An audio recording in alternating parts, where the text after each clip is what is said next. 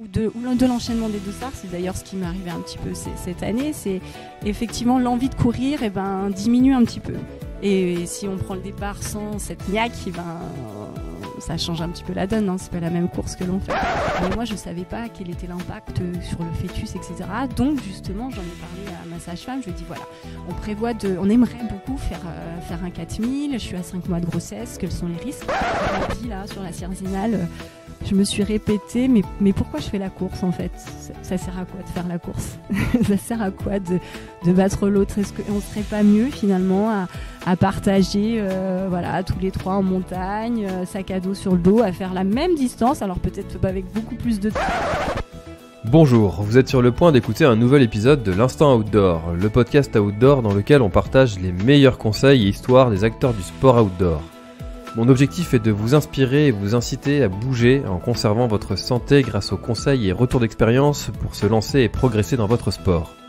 Nutrition, préparation mentale, entraînement, apprentissage, parcours de vie, on abordera ici tous les sujets sans tabou et de façon naturelle.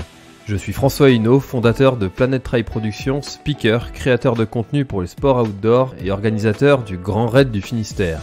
Contactez-moi sur contact@planettrail.com, sur LinkedIn ou sur mon site planettrail.com. Bonne écoute. Ah, c'est déjà formaté? Non, j'ai changé de carte, tu vois, ça y est, c'est parti, l'enregistrement a commencé. Donc c'est comme ça, on est en enregistrement avec Laure Desmurs aujourd'hui. Deuxième fois que tu passes sur le podcast, Laure. La première fois c'était dans l'épisode 66, c'était en compagnie d'Anna Clavel. Donc on avait parlé d'histoire, de sociologie. Là on est aujourd'hui à Chamonix, juste à côté de la drop zone. Donc si vous entendez des hélicoptères, ça fera partie du décor. Comment ça va, Laure? Ça va, bonjour, et bien sympa de m'accueillir pour la deuxième fois, effectivement. On est en nature, donc c'est chouette.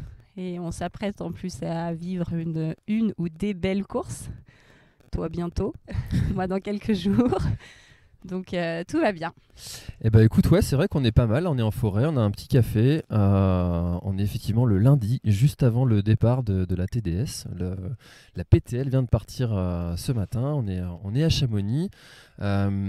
Première question, comment est-ce que tu vis cette énergie qu'il y a à Chamonix? La première fois que je suis venu, j'ai découvert un peu cette atmosphère, cette ambiance, et j'ai trouvé qu'il y avait vraiment quelque chose de particulier. Est-ce que toi aussi tu trouves qu'il y a quelque chose de particulier à Chamonix pendant cette semaine de l'UTMB? Ah bah évidemment, hein, Chamonix, c'est là, on va dire, la ville du trail, la ville mondiale, hein.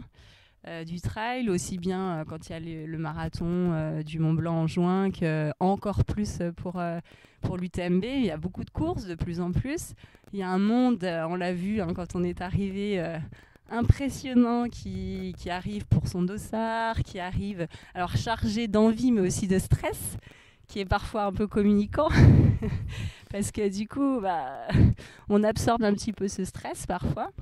Moi, j'aime bien m'isoler justement un petit peu en forêt, dans les bois, pour s'éloigner un petit peu de ce stress ou cette vie un petit peu tumultuante. Et puis après, au moment de la course, on revient, on se remet et on prend cette énergie pour entamer le départ, quoi. Mais oui, c'est toujours impressionnant, Chamonix, hein. Et même quand il n'y a pas la course d'ailleurs, qu'on vient, on a toujours cette énergie en fait. Voilà, les émotions laissent des traces, on va dire. C'est vrai que c'est assez particulier. Alors c'est peut-être moins perceptible pour ceux qui habitent en montagne et qui ont l'habitude de vivre cette ambiance très sportive de la montagne. Et puis c'est vrai que quand on va à Annecy, qu'on voit tous ces vélos qui se baladent et ces gens qui courent un peu partout, ces villes qui sont aménagées aussi pour le sport, on sent que ça respire le sport. En Bretagne, il y a un petit peu moins ça vient tranquillement, gentiment. Mais moi, je trouve qu'il y a vraiment cette ambiance qui est... il y a une énergie qui est vraiment à prendre. Et comme tu dis, il faut prendre un peu de recul là-dessus. Ça parce peut être positif comme négatif avant une course, c'est sûr. Il faut prendre un peu de recul. Toi, tu as ce stress d'avant-départ et comment tu le gères? Ouais, j'ai quand même ce stress, à mon avis, comme un peu tout coureur, j'imagine, hein, parce que même si on n'a pas d'objectif de podium, on a quand même chacun un objectif de temps. ou alors de terminer la course. Et ça, il y a une préparation généralement derrière, sinon on ne serait pas forcément là. Rares sont ceux qui viennent sans préparation. Donc le fait de s'être préparé, etc., forcément, ça nous catapulte vers un objectif, on va dire, et on a envie de l'atteindre, cet objectif. Donc forcément un petit peu de stress, c'est ce qui va engendrer le stress. Mais aussi, le paysage est magnifique. Donc oui, voilà, c'est là... Cette année, l'OCC, je la prends comme une balade parce que il y a eu un enchaînement avec la Sierzinal qui va faire forcément arriver un petit peu de fatigue un peu plus tôt que prévu, j'imagine. Mais voilà, il y a quand même cet objectif de terminer et puis dans les temps qui sont espérés en tout cas. Alors on a déjà commencé, là ça fait 4 minutes qu'on a commencé et il y a une question que d'habitude je pose en tout début parce que j'aime bien savoir comment les gens se présentent. Est-ce que tu pourrais te présenter ? Alors me présenter dans quel... Justement. Comment Justement, la réponse m'intéresse. Alors, effectivement, donc je suis trailleuse, Laure, je suis trailleuse depuis un petit moment, depuis 7 ans maintenant en compétition. J'ai un passé d'athlète, pour autant, je viens de l'athlétisme. Et depuis peu, je suis maman, ce qui a entraîné des petites modifications, mais pas tant, je dirais, en tout cas pour la première. Il paraît que ça change vraiment au deuxième, tu confirmes ou pas ? Ça change la vie, ouais. Et forcément, avec des modifications, d'autant plus que mon conjoint est, on va dire, semi-pro, il fait de l'ultra aussi, donc moi je me suis encore pas mis à l'ultra, parce que ce serait peut-être pas possible actuellement de s'entraîner tous les deux très intensément et très longtemps surtout. Mais donc voilà, je bosse à la fac des sports au STAPS à Grenoble, donc je suis, on va dire, un petit peu bercée continuellement par le sport, par les activités physiques et aussi par récemment du coup un petit peu la recherche dans le sport, etc. Moi je me suis un petit peu plus spécialisée dans l'histoire, mais pas que, je fais aussi du trail à la fac, etc. Donc voilà, je saurais pas comment me présenter. Ça, c'est les caractéristiques un petit peu, on va dire, objectives. Tu sais pas ce que les gens disent de toi une fois que la porte est fermée. C'est ça. C'est ce qui a marqué sur le papier. Après, à l'intérieur... alors, plein de questions suite à cette présentation. La première, c'est que tu as commencé par dire que tu as fait du trail suite à l'athlé. Comment s'est passée cette transition on a tendance un petit peu des fois à opposer un peu ce milieu de la piste, de la route avec le trail. Est-ce que toi tu dirais plutôt que c'est complémentaire ? Est-ce qu'il y a quelque chose qui t'a apporté de l'athlé pour aller vers le trail ? Alors oui, je dirais indéniablement, l'athlé me sert aujourd'hui dans ma pratique de trail. Pour autant, j'ai eu vraiment une coupure. Entre l'athlétisme et le trail. J'ai fait en jeune enseignante de PS, j'ai fait mes armes dans l'académie de Créteil. Et donc là, je me suis orientée vers d'autres activités et j'ai laissé de côté un petit peu la course à pied. Et j'ai repris on va dire 5-6 ans quand je suis arrivée à Lille, bizarrement, parce qu'il y avait un petit groupe de collègues qui étaient hyper dynamiques et avec lesquels je m'entendais très bien et on s'est entraîné sur quelques courses qui sont d'ailleurs très très sympas, le Nord, comme la Bretagne j'imagine, pour courir, c'est tout autre chose. Et puis quand je suis redescendue dans les montagnes, là je me suis vraiment entraînée et je me suis vraiment passionnée pour le trail, la course en montagne, etc., qui était un peu différent, on va dire, des courses nature. Pour autant, j'adore courir, vraiment. Donc, parfois, je suis un peu frustrée de ne pas toujours courir en montagne, parce que le terrain fait que on ne peut pas toujours courir. Donc, moi, je reste quand même vraiment passionnée par la course au sens vitesse, on va dire. Et j'aime beaucoup les trails où on court, type Templier ou voilà. Ou Sierzinal, on commence quand même par un cavé. Mais effectivement, on peut courir assez longtemps et ouais. sur un rapport, on va dire, kilométrage, distance et dénivelé qui est assez intéressant. Ouais. Mais bon. Du coup, si je comprends bien, l'ultra, pas trop pour toi? L'ultra, pas trop tout de suite. Alors, j'avais dit pour mes 40 ans. J'ai pas encore 40 ans l'an prochain. Donc, j'avais dit pas avant 40 ans parce que quand même, l'ultra, je trouve... Alors, c'est un avis très personnel que c'est pas tant l'ultra, c'est tout ce qui va autour, ce qui accompagne l'ultra. C'est-à-dire que pour faire un ultra, il faut s'entraîner énormément quand même. Il faut faire un peu de volume. On n'y va pas que la fleur au fusil. Et je pense que quand même, le corps prend cher. Même si les recherches montrent que le corps s'adapte à l'entraînement, etc., quand même, les volumes d'entraînement, il faut les absorber, etc. Et je m'étais dit, pas avant 40 ans, on va privilégier un peu plus de vitesse. Voilà, parce qu'en plus la vitesse après on la perd assez rapidement, donc voilà, je m'étais dit pas avant 40 ans, puis je m'éclate en plus sur les formats maratrail, donc pour l'instant pas d'ultra. Je m'étais inscrite sur la CCC il y a 2 ans, il y a eu le Covid, l'an dernier je suis tombée enceinte, donc voilà, pas avant 40 ans en tout cas. C'est vrai qu'on a tendance souvent à parler des effets de l'ultra, de la course en elle-même, un petit peu moins de toute la préparation qui est en amont, de savoir encaisser toute cette préparation qui est en amont. Et finalement, elle est presque plus traumatisante que l'effort en lui-même, parce que le jour J, normalement, si on a réussi pour ceux qui font une prépa, à survivre à cette prépa, et normalement, l'épreuve se passe bien. Oui. Donc c'est vrai qu'il faut bien penser à ça, bien sûr. Tout ce qu'il y a avant. Voilà, effectivement, c'est surtout cette préparation qui amène peut-être parfois les blessures, qui amène énormément de fatigue, etc. Et pas que la fatigue physique, la fatigue aussi psychologique, l'envie de courir. C'est vrai que quand on est de plus en plus sur du volume, ou de l'enchaînement des dossards, c'est d'ailleurs ce qui m'est arrivé un petit peu cette année, c'est effectivement l'envie de courir diminue un petit peu.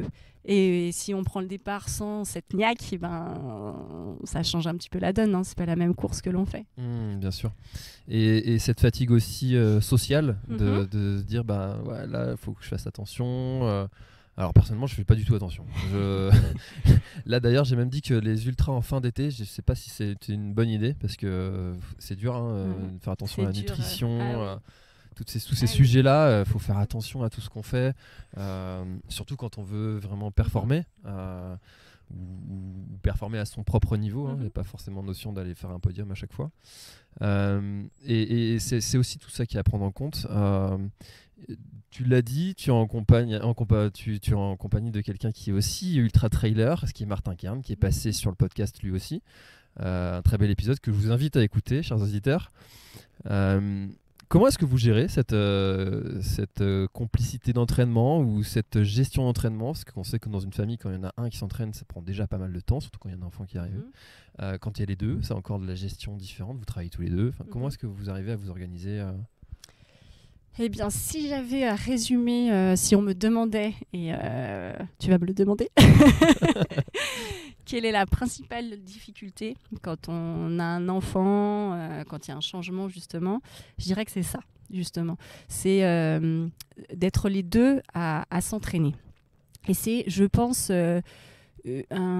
alors ça peut être une ressource, ça peut être un atout aussi. Tant qu'il n'y a pas d'enfant, c'est vraiment une richesse parce qu'on fait tout ensemble, on partage énormément de choses.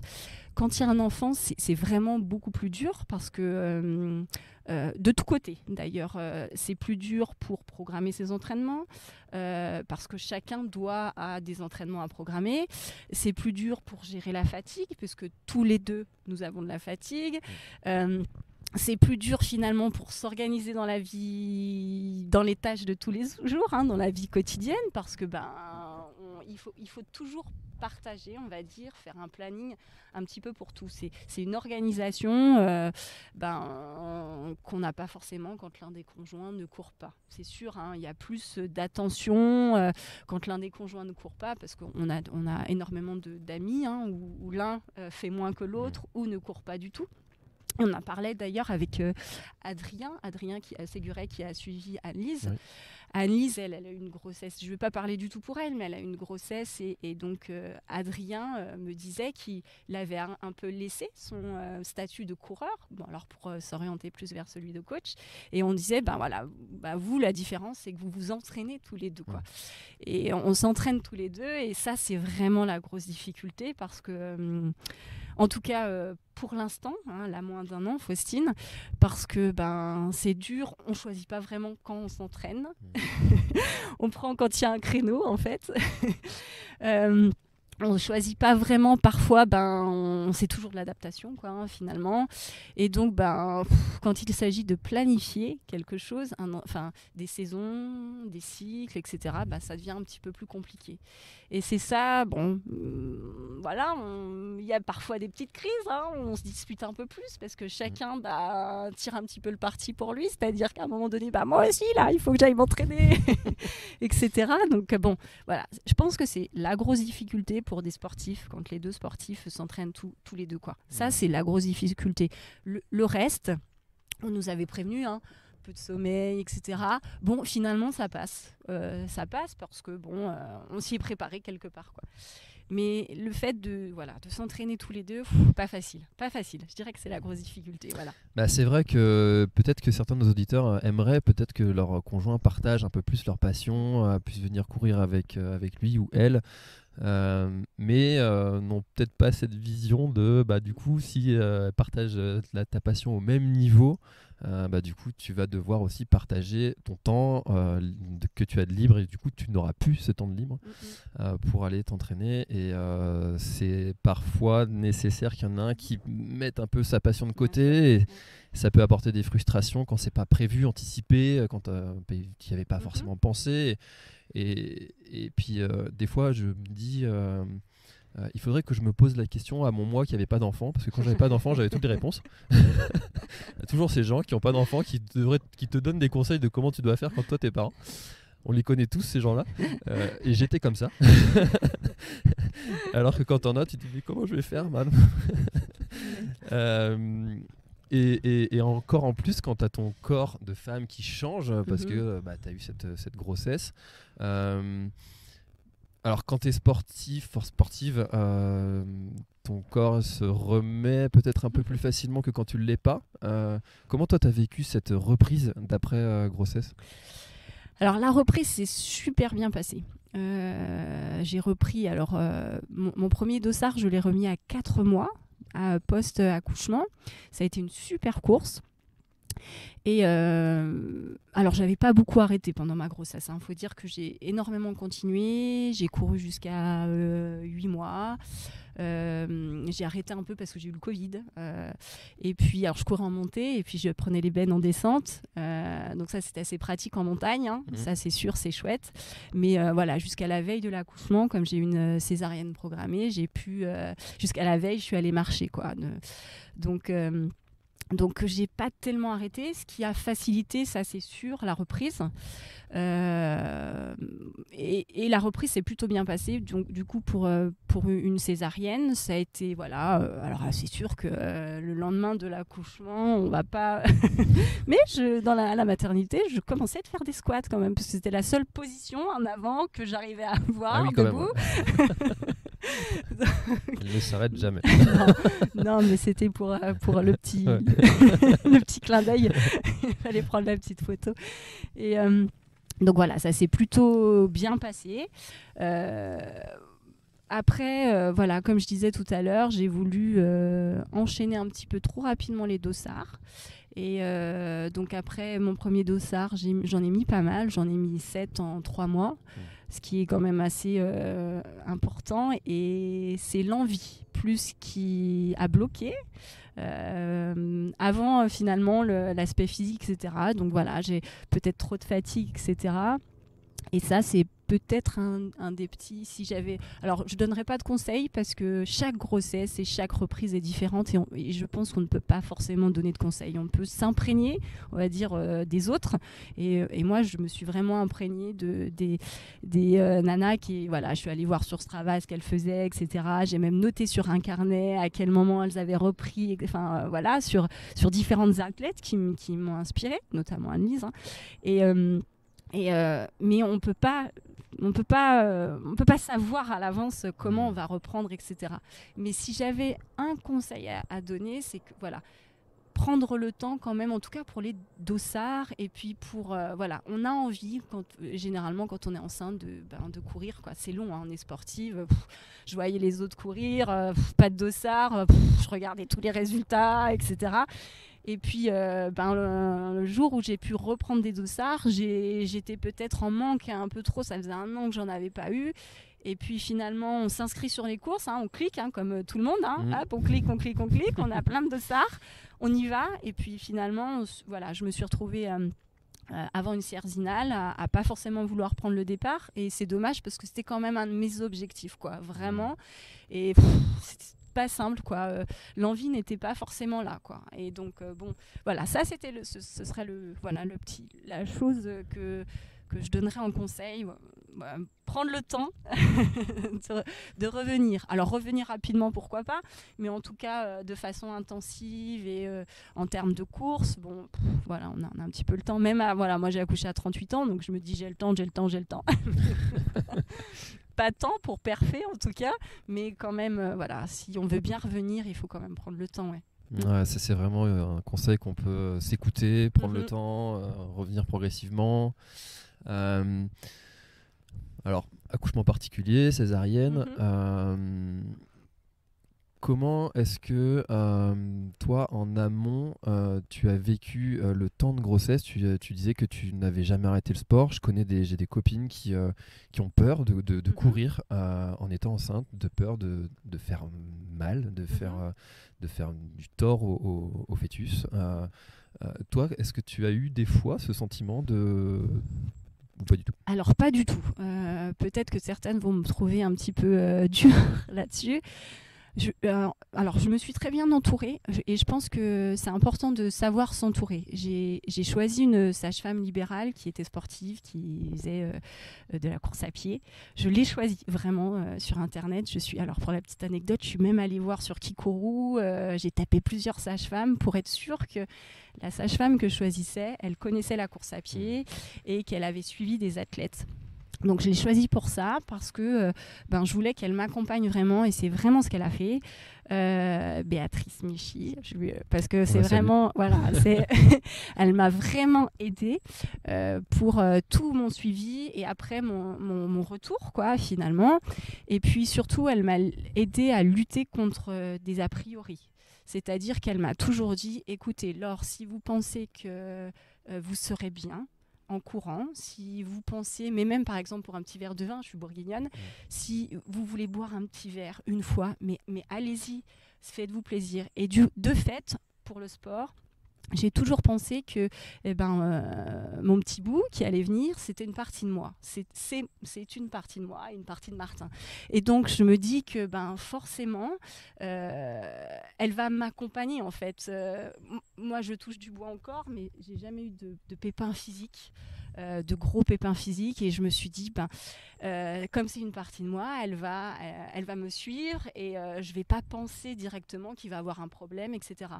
Donc, mes 3 premiers mois, mais c'est dommage, c'était le Covid. Hein. Je me suis toujours dit, quand j'étais enceinte, j'aimerais prendre un dossard pour voir justement voilà, les effets des 3 premiers mois et tout, qui ont été par les Allemands et les Russes, mais de façon très négative il y a quelques années, dans les années 80. Mais c'était le Covid.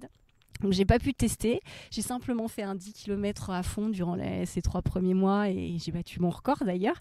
Mais j'ai continué l'entraînement et il n'y a pas eu de problème. Mais pour autant, c'est pas le cas pour tout le monde. À partir du moment où il y a un problème, là, si on m'avait dit que effectivement menace d'accouchement prématuré, etc., bien sûr que je me serais arrêtée, bien sûr, mais jamais j'ai pensé ça, jamais. Et voilà, j'ai pris mon dernier dossard 5 mois de grossesse, tranquille, hein, mais voilà, au travail des écrins, et j'ai jamais pensé qu'il pouvait se passer quelque chose. D'accord.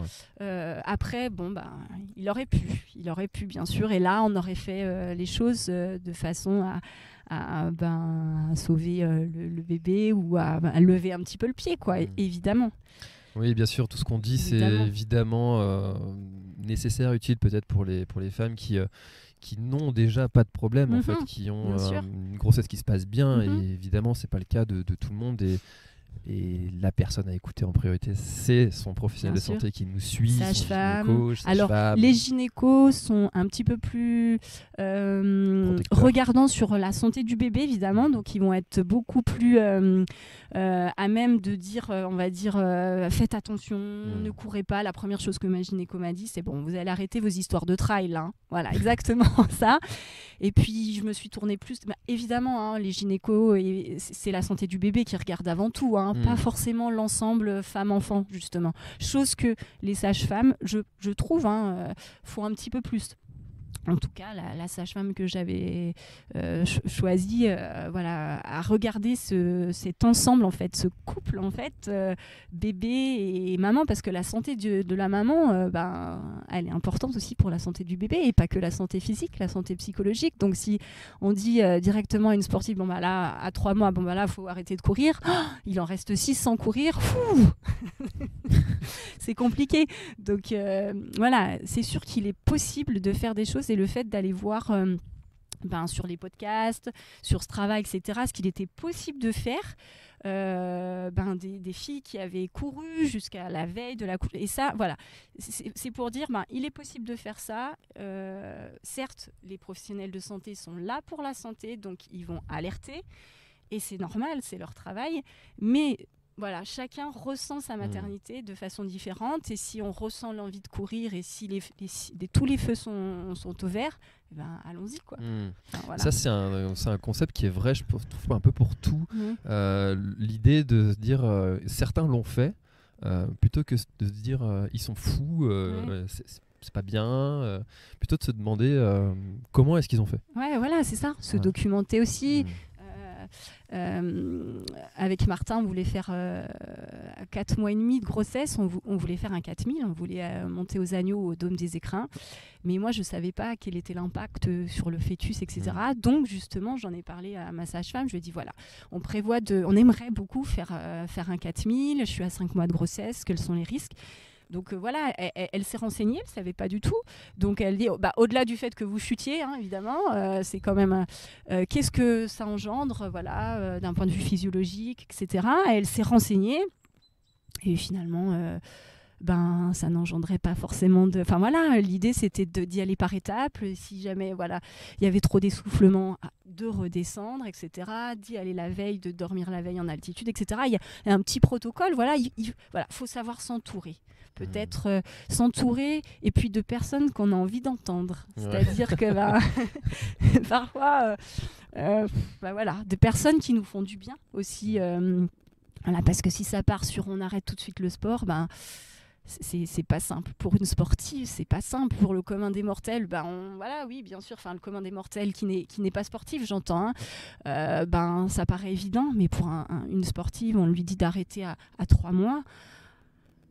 Pas simple, ou à 4, ou ou en tout cas de lever le pied, ça fait quand on vit en montagne et que le sport fait partie de notre vie depuis toujours, mais je pense que les choses évoluent de plus en plus dans le monde médical, etc. C'est vrai que ce sujet-là, et puis on l'a vu avec la semaine que j'avais fait sur dédié justement aux femmes sur le podcast, les sujets de la maternité, des effets des menstruations sur l'entraînement, tous ces sujets-là commencent à être étudiés un petit peu. Alors la France, on est peut-être un peu en retard sur certains sujets que d'autres pays voisins à nous, notamment la Suisse, on en parlait juste avant de commencer l'enregistrement. Mais ça commence à aller dans le bon sens et c'est une bonne chose. Alors tu le disais, donc là on a parlé pas mal avant, donc avant l'accouchement. L'accouchement, les débuts, les premiers mois, ça apporte quand même pas mal de fatigue. Quels effets, toi, la fatigue, tu l'as ressenti sur ton entraînement? Est-ce que tu as mesuré un petit peu tout ça? Parce que je t'entends depuis tout à l'heure que tu as un carnet. Est-ce que c'est quelque chose? Parce que moi, le sommeil, ça a été vraiment une torture. Et si j'ai pas de troisième, c'est vraiment à cause de ça, quoi. Le sommeil, je trouve que le manque de sommeil, c'est un enfer. Et pourtant, je fais de l'ultra. et ce sujet-là du manque de sommeil sur l'entraînement, c'est quelque chose de compliqué. Comment tu l'as vécu? Alors, je dirais... alors, on a une louloute qui est super cool, hein, qui fait ses nuits depuis quasiment le premier mois. Alors, je vais couper ce podcast, je m'en vais. Bon, pour autant, il faut aller quand même remettre la tétine de temps en temps. Mais bon, il n'empêche que c'est un bébé et qu'on a toujours peur qu'elle se réveille ou bon, elle tombe malade aussi, hein, comme tout bébé, etc. Donc, le sommeil joue beaucoup, mais elle est quand même assez cool. Bon, pour répondre un peu plus à ta question, j'ai pas trop ressenti le sommeil, on va dire, tant que j'ai allaité. Alors, bizarrement, sur moi, alors c'est pour ça que je dis que chaque vraiment grossesse et reprise sont différentes, parce que autour de moi, j'ai quelques amis qui n'ont pas repris le sport parce que l'allaitement les épuise. Et c'était plutôt l'inverse pour ma part. Donc ça m'épuisait. Bon, c'est sûr que ça me fatiguait. Mais je pense que toutes les hormones qui accompagnent un petit peu l'allaitement m'ont plus boostée.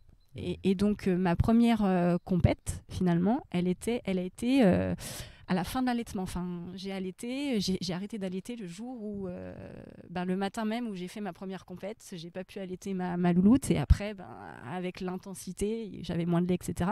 Donc voilà, pour... l'allaitement m'a maintenu un petit peu... je ne saurais pas expliquer ça, il faudrait aller voir. C'est intéressant. Hein, mais en tout cas, voilà, ça m'a maintenu un petit peu... ça m'a protégée peut-être d'un point de vue physiologique et ça m'a plus dynamisée. Et la fatigue s'est ressentie ensuite, mais aussi parce que j'ai aussi peut-être enchaîné un peu plus de dossard. C'est peut-être aussi le cas. Et... voilà, alors la fatigue, c'est sûr, j'ai l'impression que ça joue plus sur Martin que sur... En tout cas, il en parle plus. On a tendance à plus se plaindre aussi, nous les hommes.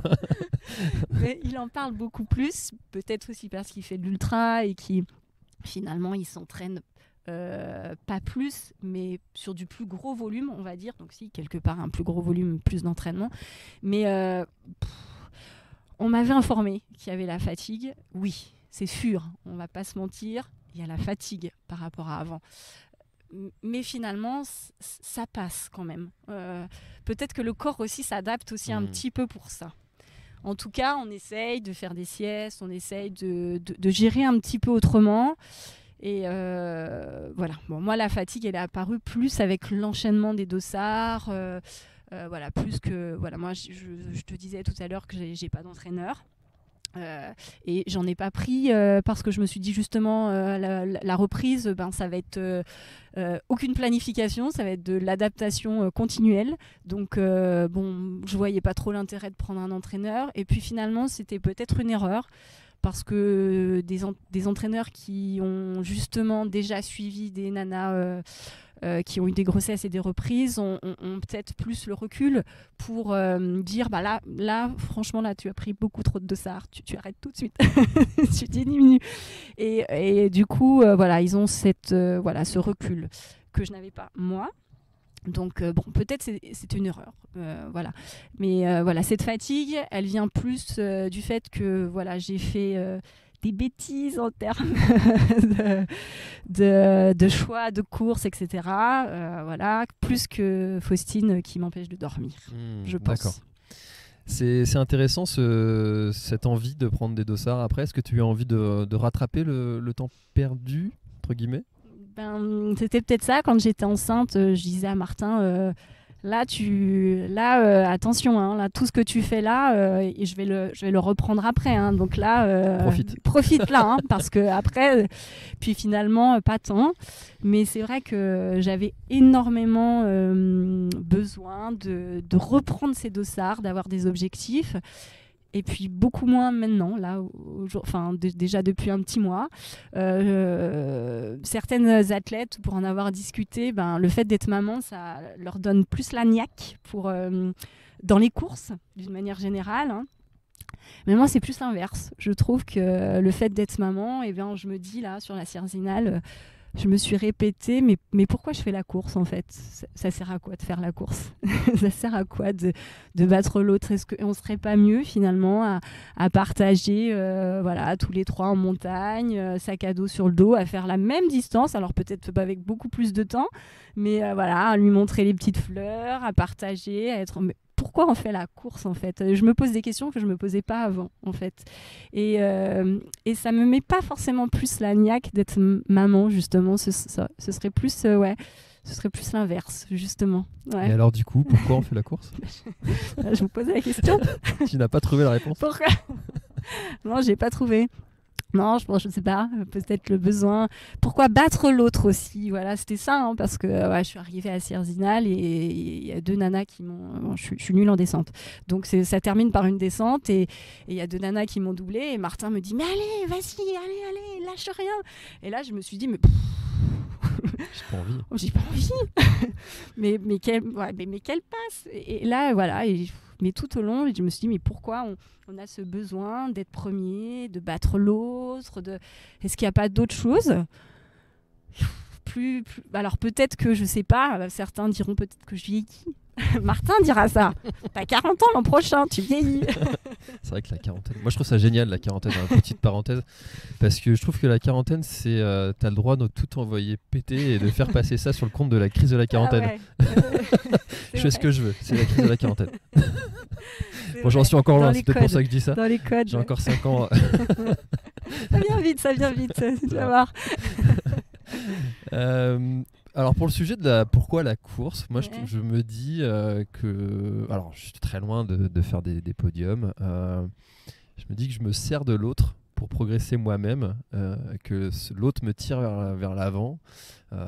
Peut-être que quand on est sur une course, qu'on voit quelqu'un au loin, allez, c'est mon objectif, je vais le rattraper, je vais aller le chercher. Ou alors quand on voit quelqu'un derrière soi, allez, je me force à faire en sorte qu'il ne me rattrape pas. Ça pourrait être quelqu'un d'autre. Ça n'a rien de personnel en fait avec ces gens-là. Ou alors on pourrait faire une sortie simplement et puis jouer les pancartes et ça nous pousse à aller plus vite aussi. C'est un vrai sujet, hein. Pourquoi la course ? Et d'ailleurs, il y a un sujet en ce moment sur le fait que les gens prennent moins de dossards, que les courses font moins le plein, plus projet de off. Voilà.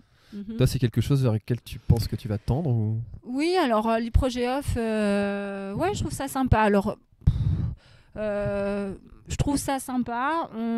Avec Simalp, justement, on essaye de mettre un petit peu des choses en place. Alors, des petites traversées, des choses comme ça. Alors, c'est sûr qu'on est une team hyper familiale. Donc, on se regroupe assez souvent, bien régulièrement, 2 fois par an. Et on fait des petits stages et puis là, notre chef, Florian, pour ceux qui ne le connaissent pas, c'est un chouette team manager, pour ne pas dire le meilleur.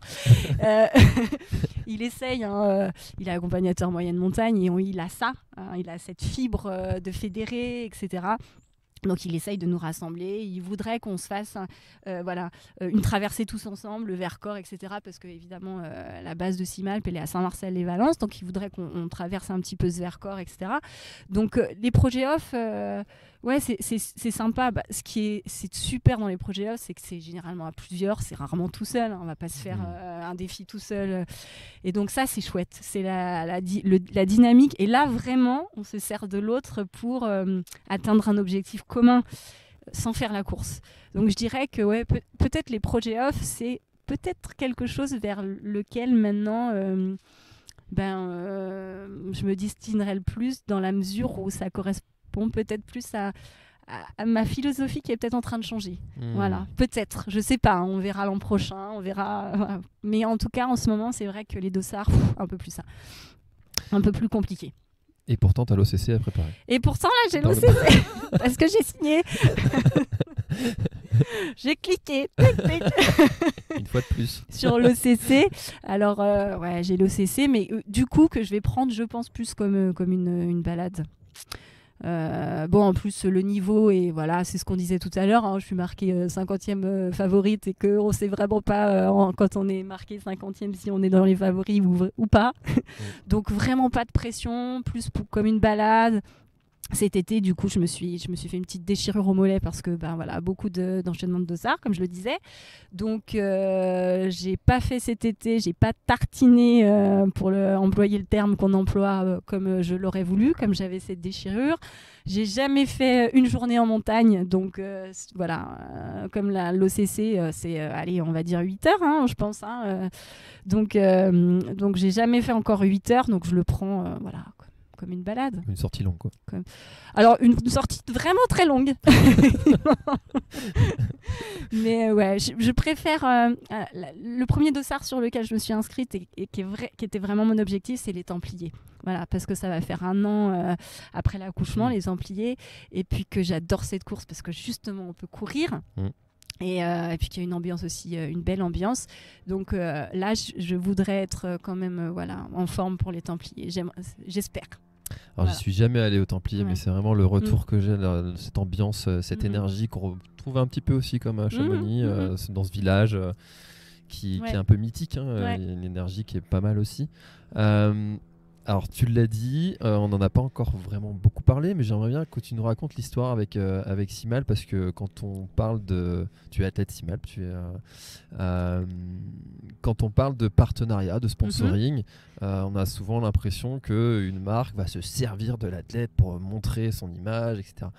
Alors que, en réalité, c'est souvent une rencontre, c'est souvent une histoire commune, des valeurs communes. Comment s'est passée la rencontre entre Simalp et toi ? Déjà, ça remonte un peu. Là, je fais partie des vieilles de chez Simalp, ils me gardent. Hein. Je ne sais pas pourquoi. Family. Qu'est-ce qu'il y a derrière ?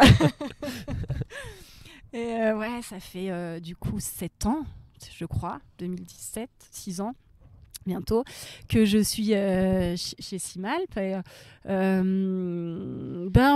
rencontre, elle s'est faite, j'ai vu passer sur Facebook une petite annonce. C'est une amie qui m'a dit Simalp recherche des athlètes. Puis c'était une marque que je connaissais et j'aimais beaucoup cette marque parce que elle faisait pas beaucoup d'équipements trail à l'époque, c'était beaucoup montagne. Et puis il y avait des valeurs derrière qui étaient sympas, l'écologie, l'effort en montagne, le respect de la montagne, etc.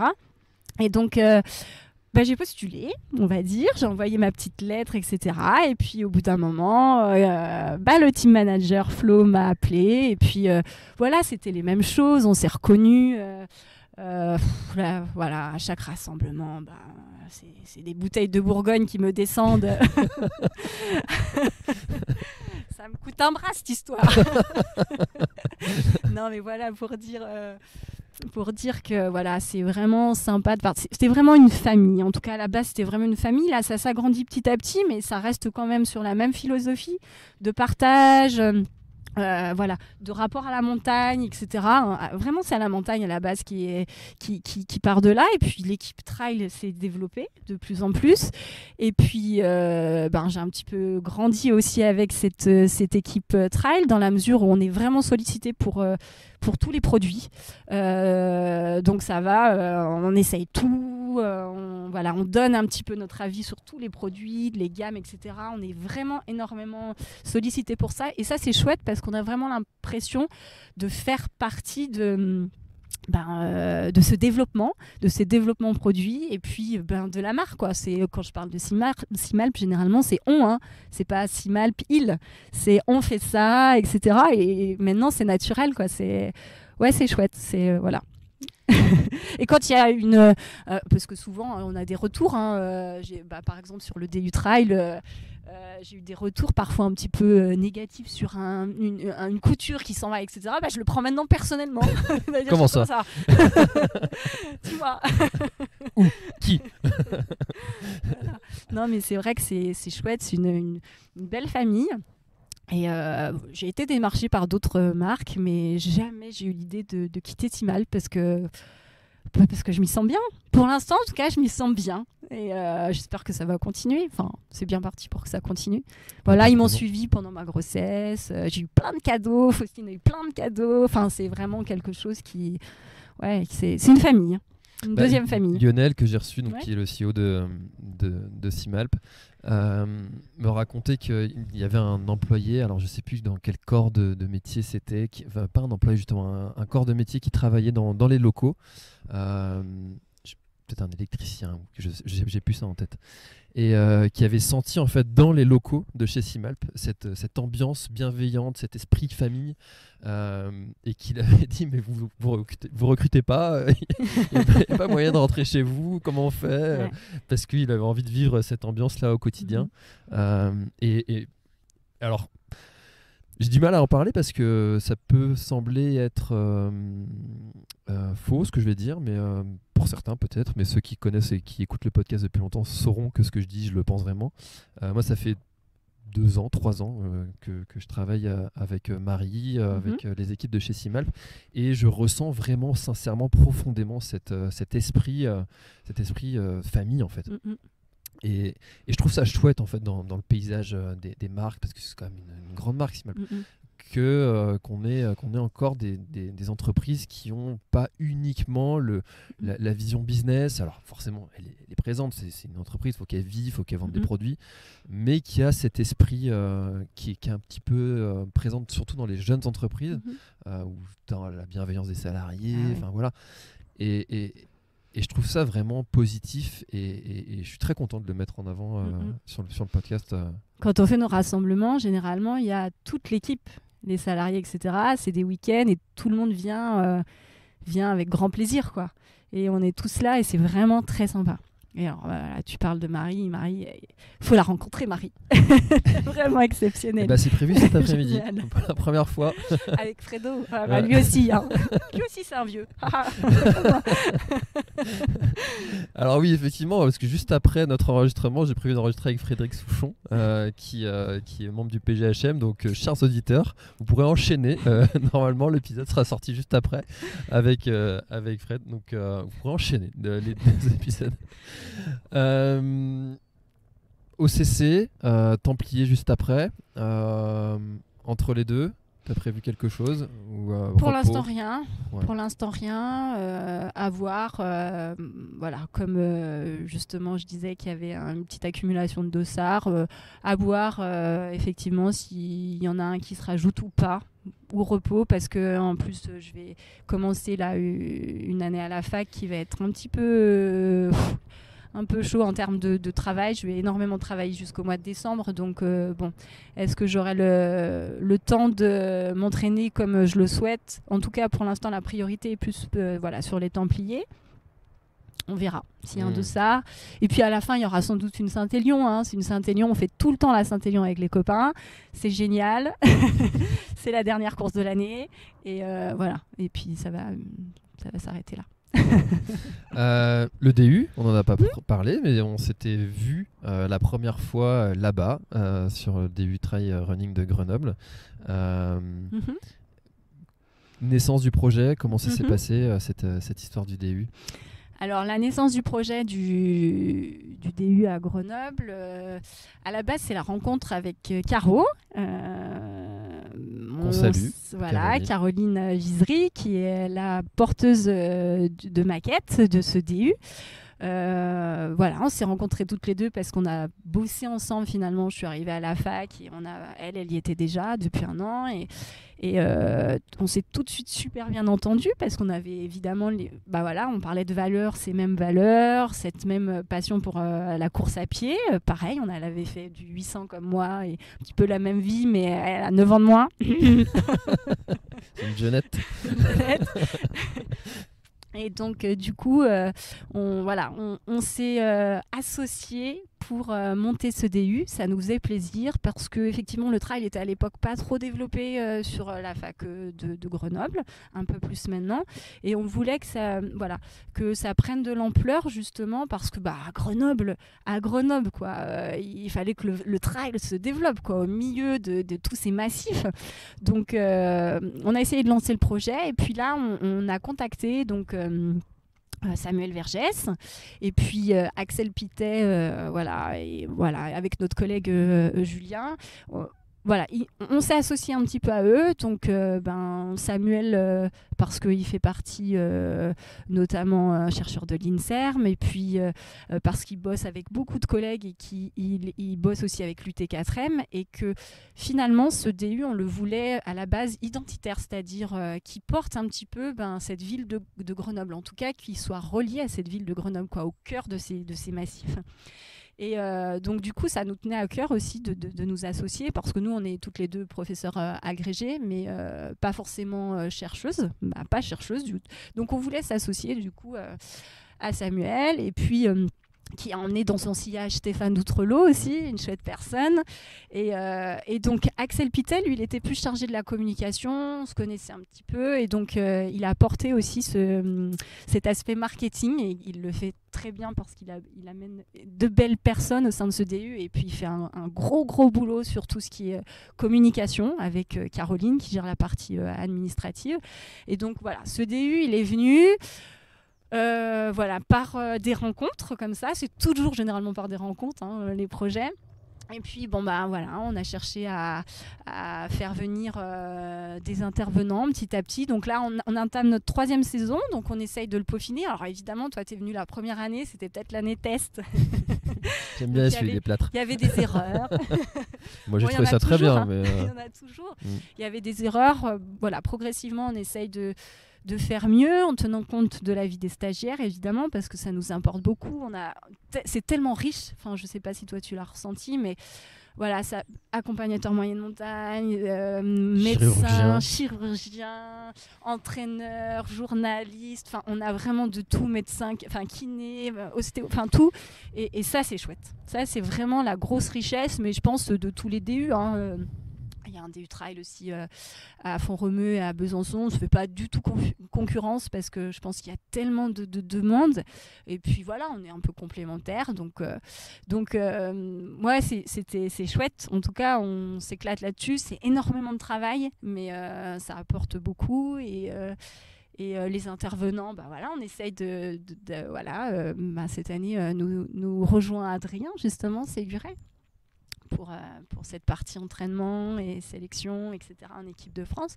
On essaye de conserver un petit peu le noyau des intervenants, et puis de faire intervenir de plus en plus de monde. Marion Delespierre va sûrement aussi intervenir. Camille est toujours là. Voilà, Julien aussi, toujours authentique et égal à lui-même, comme on l'aime. Voilà, et plein d'autres intervenants qui sont tous chouettes. Donc, et puis c'est vrai que ces 3 modules sont intéressants, parce que on a un module performance, un module santé, un module marketing, et beaucoup nous contactent pour savoir s'ils peuvent prendre un seul module. Et je pense que c'est intéressant. On avait hésité à faire ça, parce que c'est beaucoup plus lourd à porter. Et puis finalement, on ne regrette pas d'avoir proposé ça, en tout cas. Ouais. En tout cas, c'est vrai que c'est un chouette projet. C'est des projets qui vont dans le bon sens. Ça met en avant aussi notre sport, ça structure aussi un petit peu. Et moi, ce que j'avais aimé, comme tu l'as dit, c'est vraiment cette mixité. Parce que souvent, du coup, comme je l'ai fait, ce DU, on me dit, mais pourquoi tu l'as fait c'est vrai que moi, je ne suis pas kiné, je ne suis pas entraîneur, je ne suis pas professionnel de santé, je suis juste, je pose des questions. Mais justement, tu écoutes les réponses. Et j'écoute les réponses. Et ça m'a permis justement de connaître un petit peu plus ce sport de façon générale, globale, de connaître un peu sur l'histoire, la sociologie, un petit peu la santé, mais j'ai pas fait le module santé, malheureusement. Heureusement. L'an dernier, parce que tu étais papa. Oui. C'est vrai que c'était pour une bonne raison. Ma fille est née juste à ce moment-là. Donc c'était quand même une bonne nouvelle au final. Et souvent, du coup, on me demande pour qui c'est. Et en fait, pour toutes les personnes qui s'intéressent au trail et qui veulent en connaître de façon générale tous ces rouages, et puis en connaître un petit peu plus de façon pro, quoi. Et puis pas juste de lire les commentaires de Facebook de quelqu'un qui se dit soi-disant expert. Là, pour le coup, on a vraiment la parole d'expert. Donc moi, j'ai trouvé ça génial par rapport à ça, et j'ai trouvé ça aussi génial pour tous les gens qui veulent peut-être aussi se spécialiser sur un sujet, mais qui savent pas trop quoi, qui s'intéressent à ce sport, mais qui Et en fait, ça te donne un panel de connaissances et de compétences sur le sujet du trail. Et tu vas te dire, c'est sa mère, ce sujet-là, en fait, il m'intéresse plus que celui-là. Et c'est naturel, on s'intéresse tous à des sujets particulièrement. Et pour ça aussi, j'ai trouvé ça top d'en avoir un petit peu sur tous les sujets de façon très large. Voilà, c'était un petit peu mon petit pitch sur le DU et mon ressenti. Oui, alors à dire quand même que ce DU, il n'est pas professionnalisant. C'est-à-dire que c'est quelque chose qui est complémentaire. Un diplôme universitaire n'est pas professionnalisant. On ne peut pas travailler avec un diplôme universitaire DU tel qu'on l'entend. Par contre, il va apporter un complément, alors aussi bien un complément en termes de connaissances, comme tu dis, tu poses des questions, tu écoutes les réponses, tu t'écoutes un petit peu tout ce que disent les intervenants, et puis parfois aussi un complément, c'est vrai que pour un ostéo ou un kiné, à côté de mettre sur un DU trail, ça donne un peu une spécialisation peut-être. Et parce que derrière, il y a une formation avec un certain nombre d'heures et de spécialistes, mais ce n'est pas professionnalisant. Donc voilà, je tiens à le préciser parce que certains stagiaires pensent parfois qu'ils peuvent travailler avec. Non, ce n'est pas quelque chose qui est professionnalisant, c'est complémentaire. Voilà, c'était les petits apartés. Ouais, et puis pour tous les professionnels de santé, justement, podologues, kiné, ostéo, mettre la petite case DU Trail Running, en fait, ça va attirer aussi vers soi peut-être une clientèle, une patientèle, je pense qu'il dit. Vers soi, et puis du coup attirer un public qui va nous correspondre un peu plus. Donc voilà, ça peut être une bonne idée aussi pour voilà. Combien de temps est-ce que ça fait qu'on enregistre là? 53 minutes déjà, purée. Laure, est-ce qu'il y a quelque chose c'est une des questions que je pose quasiment tout le temps à la fin des enregistrements, parce que je voudrais pas passer à côté d'un sujet dont on n'aurait pas parlé. Est-ce qu'il y a quelque chose dont on n'aurait pas parlé et tu te dis mince, j'ai oublié de dire ça, on a oublié de parler de ça, j'aurais bien aimé en parler. Est-ce que tu penses à quelque chose là? Non, pas particulièrement. On a parlé de plein de choses en fait. Alors à la base, je crois que tu m'interviewais plus sur maternité et trail d'une manière générale. On a abordé le sujet. Le message qu'on peut dire, c'est qu'il est possible de faire du sport quand on est accompagné et c'est chouette aussi de pouvoir faire du sport quand on est accompagné. Voilà, moi je vois pas d'autres choses. Peut-être seulement des athlètes de haut niveau, par exemple, de haut niveau ou de façon intense, on va dire. Mais moi, je considère que quand on s'entraîne de façon intense, on est haut niveau, pas forcément par ses résultats, mais par les entraînements qu'on fait de manière intensive. Parfois, on a tendance à vouloir, et ça a été peut-être un peu mon cas, repousser un petit peu, attendre pour avoir un enfant, parce qu'on fait passer en priorité sa carrière sportive, si on peut parler de carrière, on va dire sa pratique sportive.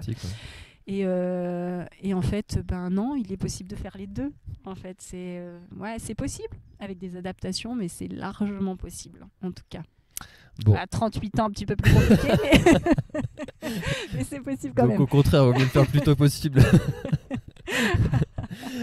Et merci beaucoup Laure d'avoir participé à ce nouvel échange sur l'instant outdoor. C'était très bon échange, différent des autres. On a vraiment pu rentrer un petit peu plus en profondeur sur le sujet de la maternité. Effectivement, comme tu me disais, c'était un de mes objectifs de te questionner là-dessus, sur ce sujet, parce que c'est un sujet dont on parle pas beaucoup, malheureusement, avec beaucoup aussi d'a priori, de fausses croyances. Tu as donné ton histoire, tu l'as partagée. C'est une parmi tant d'autres. C'est ça, mais qui pourra être inspirante pour d'autres futures mamans ou d'autres personnes qui pensent avoir ou papa aussi, papa, parce que papa est là aussi. Papa est là aussi. Papa doit être là. Alors si tu n'es pas là, toi papa, c'est pas bien. J'ai jugé là, j'ai dit c'est pas bien. C'était un très bon moment, merci. Et puis bonne OCC, bon suivi aussi de Martin sur la TDS, suivi à distance. À bientôt. À bientôt. Merci d'avoir écouté cet épisode de l'Instant Outdoor. J'espère qu'il vous a plu. Si c'est le cas, et même si ce n'est pas le cas, abonnez-vous pour ne rater aucun épisode. Parlez-en autour de vous et laissez-moi un commentaire sympathique sur Apple Podcast, c'est ce qui m'aide le plus à remonter dans les classements. N'hésitez pas non plus à le partager à chacun de vos contacts dans le sport. Chaque nouvel auditeur intéressé est une victoire. Si vous avez besoin d'un speaker pour votre événement, d'un contenu pour votre marque, d'infos sur le Grand Raid du Finistère, n'hésitez pas à me contacter à l'adresse contact@planettry.com. À bientôt.